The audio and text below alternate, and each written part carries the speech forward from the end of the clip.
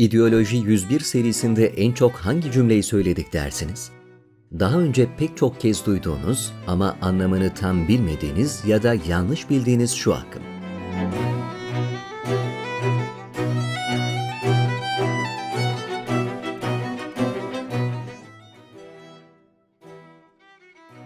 Hümanizm, Türkçe'ye genellikle insancılık ya da insancılık olarak tercüme ediliyor. Ancak biz bu tercümeyi baz alarak yanlış bir noktadan yola çıkmış oluruz. Zira Türkçe'de insan sevgisi veya insancılık olarak kullanılan kavramın karşılığı İngilizce'de humanitarian'a denk düşüyor, hümaniste değil.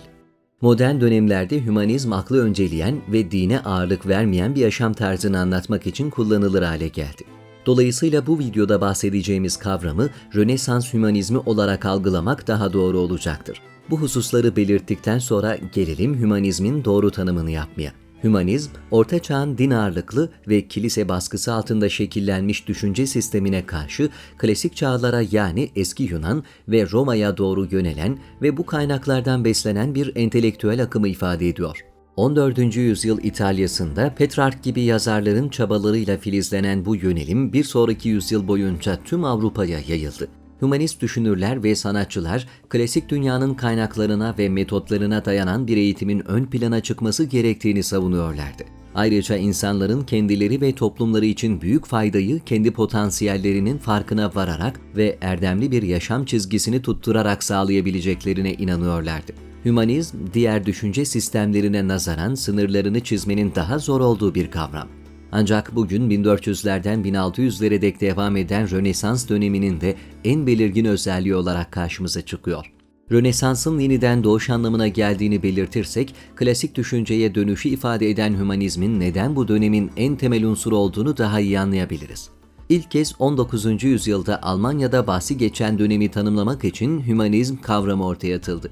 Bu düşünce sisteminin en temel iddiası, klasik dünyaya ve o dönemlerde sıklıkla üzerinde durulan konulara dayanan bir eğitim sistemi üzerinden hümanist değerlerin tüm insanlığa yayılabileceğiydi. Peki eski Yunan ve Roma dönemini merkezine alan bu sistemde hangi konulara odaklanılıyordu? Latince belagat yani iyi konuşma ve sözle ikna yeteneği, edebiyat, tarih ve ahlak felsefesini örnek gösterebiliriz. Genel bir çerçeve çizdikten sonra şimdi hümanist akım neleri içeriyor biraz daha detaylı inceleyelim. Özellikle Antik Yunan ve Roma dönemine ait sanat ve edebiyat eserlerine duyulan ilgiyi sayabiliriz. Filoloji yani dillerin yapısını ve birbirleriyle olan ilişkilerini inceleyen bilim dalı ve özellikle Latince'nin kullanımına artan bir yönelimden bahsedebiliriz. Bunun yanında eğitimin topluma faydalı bireyler kazandırmak için önemli görülmesi, teoloji ve din konuları dışındaki araştırma alanlarının teşvik edilmesi, insan olmak ne demek sorusuna cevap vermeye yönelik merakın yol açtığı araştırma azmi ve yaratıcılığın öne çıkmasını sayabiliriz.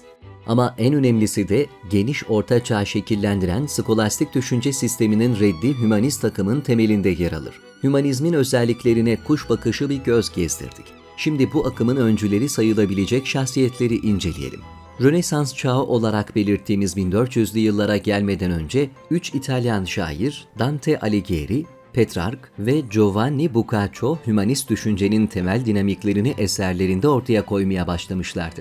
Dante'nin 1319'da yazdığı İlahi Komedya adlı eserinden başlayarak takip eden dönem boyunca adı geçen 3 yazar tarafından kilisenin yolsuzlukları lanse edilmiş, insanı merkeze alan bir düşünce sisteminin temel taşları döşenmiş, antik döneme ait yazmalar kaynak olarak kullanılmaya başlanmış ve bu özellikler matbaanın da yardımıyla 1500'lü yıllara gelindiğinde tüm Avrupa çapında yayılmıştı. Hümanist düşünce matbaanın gücü sayesinde doğduğu topraklar olan İtalya'dan Kuzey Avrupa'ya doğru yayıldığında en güçlü temsilcilerinden biri olan Erasmus'u buldu. Erasmus daha sonraki çağlarda gerçekleşecek radikal bir reform hareketinden ziyade eğitim yoluyla Katolik Kilisesi'nin problemlerinin çözüleceğine inanıyordu. Bu inanç doğrultusunda antik eserleri de kullanarak İncil'in yeniden Yunanca ve Latince tercümesini yaptı ve geniş kesimlerce anlaşılması için ilk adımı attı. Öncü hümanist düşünürlerin tamamı Hristiyan olsalar da eleştirel bakış açısını savunmaları ve kutsal metinler dahil tüm kaynakları derinlemesine kritik etmeleri sebebiyle Katolik Kilisesi ile karşı karşıya geldiler. Zira kilise, kutsal sayılan metinlerin ikinci elden anlatımlarına dayanarak oluşturduğu ve mutlak itaatle bağlanılmasını beklediği öğretisine karşı çıkan bu eleştirel akıma hoşgörüyle bakamazdı. Yeni tipte bir insan tarifi yapan hümanist düşünce akımı bilimden edebiyata, şiirden tarihe etkilerini birçok alanda hissettirse de bugün bile herkesi hayran bırakan en önemli eserleri klasik dünyadan ilham alan mimar ve heykeltıraşlar ortaya koydu. Rönesans tipi insan gitgide Avrupa'da yükselen ticari burjuva sınıfı ve kent soyluları arasında da kendi emsallerini oluşturdu. Güce, itibara ve paraya sahip bu sınıfın hümanist sanatçıları ve mimarları desteklemeleri, bu kişilerin Avrupa şehirlerini eşsiz eserlerle donatmalarına ve paha biçilmez sanat eserleri ortaya koymalarına sebep oldu. Zaman zaman Hristiyan imgeleriyle de harmanlanarak Avrupa'nın farklı noktalarındaki şehirleri ama özellikle de İtalyan şehir devletlerini süsleyen bu eserler arasında Rafael'in Atina Okulu'nu, Da Vinci'nin Son Akşam Yemeğini, Michelangelo'nun Adem'in Yaratılışını ve Hollandalı ressamların oldukça gerçekçi portrelerini sayabiliriz. Daha yüzlerce kıymetli eser hümanist düşünce sisteminden etkilenen sanatçılar ve bilim insanları tarafından üretildi. Klasik çağlara yönelimle başlayan hümanizm sadece Avrupa'yı değil tüm dünyayı şekillendiren Rönesans döneminin temel taşını oluşturdu ve peşinden gelen reform çağında Avrupa'nın yerleşik sistemini kökünden sarsarak Katolik Kilisesi'nin kıta üzerindeki hakimiyetinin ağır darbe almasına sebep oldu.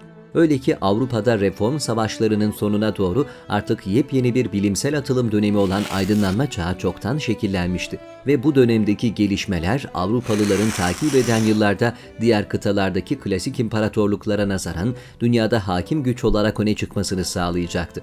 Rönesans hümanizminin ortaya çıkışı ve gelişimi hakkında siz ne düşünüyorsunuz? Yorumlarınızı bizimle paylaşmayı ve GZT'yi her platformdan takip etmeyi unutmayın.